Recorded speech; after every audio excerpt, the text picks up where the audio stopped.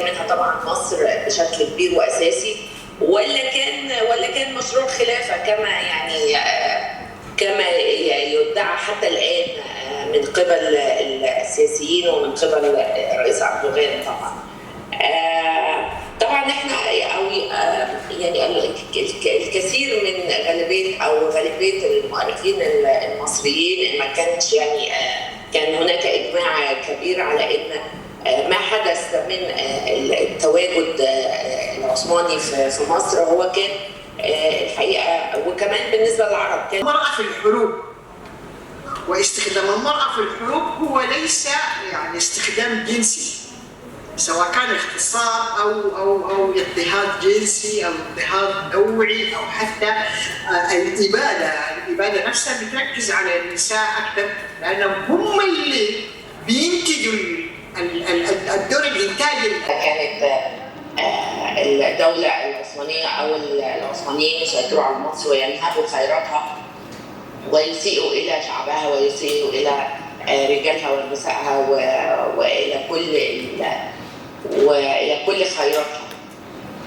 اللي عايزة كمان أضيفه الحقيقة إن يعني أنا بشوف إن في جهد كبير بيبذل بالنسبة لي، خاصة فيما خص أو فيما تم في الماضي خلال كل الممارسات الاستعمارية والممارسات الغير إنسانية تجاه يدعى حتى الآن من قبل السياسيين ومن قبل الرئيس أردوغان طبعا. طبعا احنا يعني الكثير من غالبيه المؤرخين المصريين ما كانش يعني هناك اجماع كبير على ان ما حدث من التواجد يعني عايزه اقول ما زال السياسيين الاتراك ينظروا لمصر انها ما زالت جزء، او ان لابد ان تسيطر وتهيمن الخلافه التركيه او التواجد التركي في المنطقه برمتها، برغم من وضع مصر ومكانه مصر والحضاره المصريه الى اخره. اللي عايزه كمان الحقيقه اضيفه هو الضعف والتخلف والكثير من الامور التي ما زال يعاني منها طبعا، ايضا او بالاضافه لكل الممارسات والتعذيب والاباده والامور الاخرى طبعا التي ما زال يعاني منها الكثير من الشعوب حتى الان، لان طبعا ما كانش لا يعتبر دخول اي شعب مسلم لارض شعب مسلم اخر، وطبعا وده كان يعني وفعل ما تم فعله خلال الفترة دي هو طبعا ما كانش أكتر من إنه غزو يعني يصنف تحت يعني استعمار صعب وقبيح للشعوب وللدول دي. اللي عايزة أقوله طبعا إن السلطان العثماني كان في عهده كانت التبعية طبعا للاستدانه او للدوله نفسها العثمانيه، وما كانش في اي مظاهر للنهضه او الحضاره كما يدعي البعض مما يتعاطف بشكل كبير مع التواجد او الاستعمار العثماني للمنطقه. اللي عايزه اقوله كمان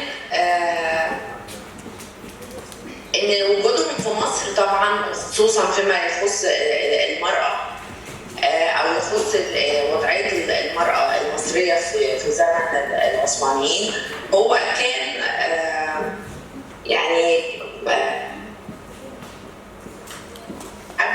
ما كانش كان غير انساني، كانت بتنظر للمراه طبعا نظريه او نظره ما كانتش تليق بوضعها يعني كإنسان. تم التعامل معاها بشكل غير إنساني. كانت طبعا خضعت مصر لحكم الدولة العثمانية طبعا من سنة 1517 حتى 1867. وطبعا يعني المتبع او المتابع للتاريخ المصري هيعرف ان في الفتره دي كمان كان في الاحتلال الفرنسي من سنه 1798 حتى 1801. النساء سيطرة النساء على مقاليد الامور في الدوله العثمانيه، وكان ده بسبب الاسراف في تعدد الزوجات وحيازه الجواري. وطبعا ده ترتب عليه كتير او ترتب عليه كثره عددهم وتواجدهم بشكل أهملت راستي حفتو شهر ما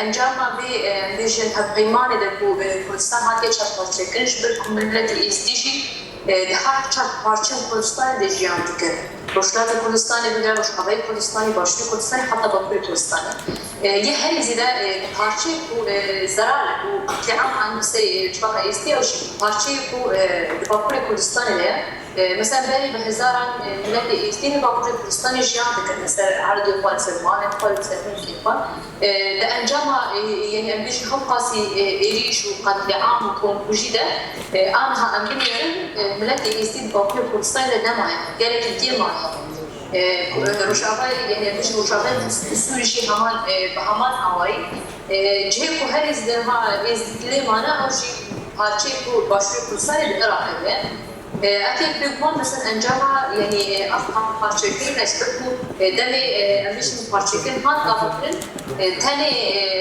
بارشيكين ندواري جغرافي دبو بارشيكين دواري ماشي دشبو ببي شوازي جبار خاصة تشمي هبو ببي شوازي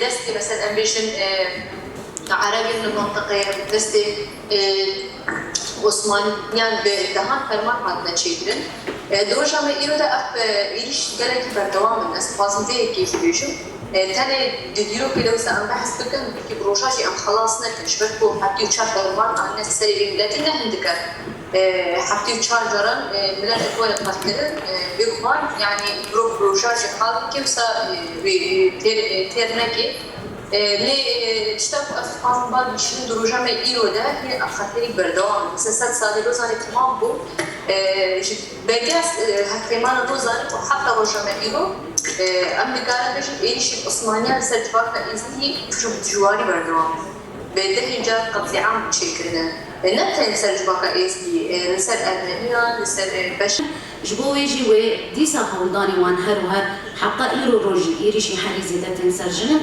لإيرو جنابا كرو رجلات سوري أفتينوش كندية وراستيج دستانا أفراندن.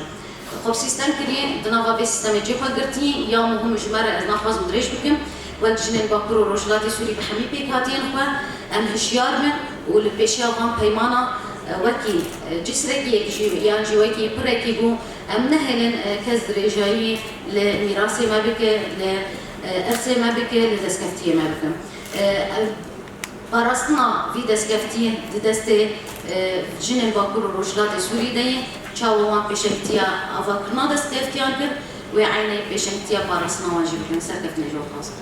قبل استوصى عبر بريفان الكرديات وبالتالي بيبقى تعليقي على المتحدث الأولى وبعض القضايا اللي عندها علاقة بالموضوع. أرجو إنه توفروا لنا الترجمة إلى اللغة العربية عندما تتحدث أخواتنا من الكرد. حقيقة بداية عندي ملاحظة عموما في استخدام اللغة وعادة اللغة غير محايدة في الأزمة اللي احنا عليها دي. يعني لما نتكلم عن العرب احنا بنزيد لما نستخدم كلمة الشعب العربي أو نستخدم كلمة العرب نحن بنزيد في مشكلة التمييز القائم على الإثنية والعرق وبالضرورة إنه نستخدم كلمة المنطقة بما فيها كل الأقليات.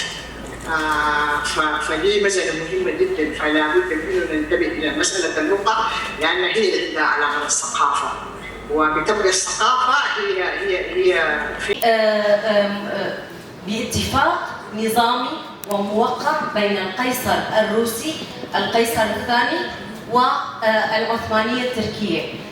تم الاتفاق على تهجير. العثمانية تحولت إلى الجمهورية التركية، والآن الاحتلالات الأردوغانية، وخاصة على بلدنا سوريا بشكل عام وواضح أمام العيان. فهنا إذا ما حللنا الذهنية الاستعمارية وحصرناها بالدول أو القوميات أو القوى الموجودة، فرح نرتكب غلط أنا برأيي، إضافة للمحور يعني. والشيء الثاني انه الشرق الاوسط لا ينحصر في دوله او دول عربيه او دول كرديه او هذه المصطلحات. المراه وصلت للقرن ال21. نحن نستحق ان نقول جميع نساء الشرق الاوسط، شعوب الشرق الاوسط، حتى لو قلنا مصر او سوريا او العراق، جميع الثقافات ومزاييك النساء موجوده ضمن المجتمعات. يعني نحن لا نستطيع أن نحصر ثقافة المرأة الأم في إطار قومية ضيقة لا تناسب طبيعة المرأة، لا تناسب. فطبيعة المجتمعات الموجودة بالشرق الأوسط عليها أن تقف ضد هذه الذهنية المستمرة للقرون. البديل والحل هي الناحية الذهنية. علينا أن نحلل الاحتلالات الجغرافية والاجتماعية والفكرية والسياسية حتى التدخلات الأجنبية والعسكرية من الناحية الذهنية، لأنها مستندة على أيديولوجية احتلالية في أيديولوجية. فإذا الناحية الذهنية ما صار تغيير، فشقد ما الخطوط العريضة شرحناها، فنحن رح ندخل بنفس المستوى الاحتلالات الموجودة. أنا هاي النقطة حبيت أنه أضيفها يعني عزيزتنا الإعلامية الصحة هي طرحت الموضوع يمكن في إطار مصر، ولكن بشكل عام جميع نساء الشرق الأوسط والاحتلالات الموجودة المستمرة، الذهنية موجودة ولكن الأساليب تغيرت. الأساليب أو الشكل تغير ولكن الذهنية لا زالت موجودة. فنحن يجب المرأة المثقفة والديمقراطية والواعية تكون البديل لهذه الذهنية.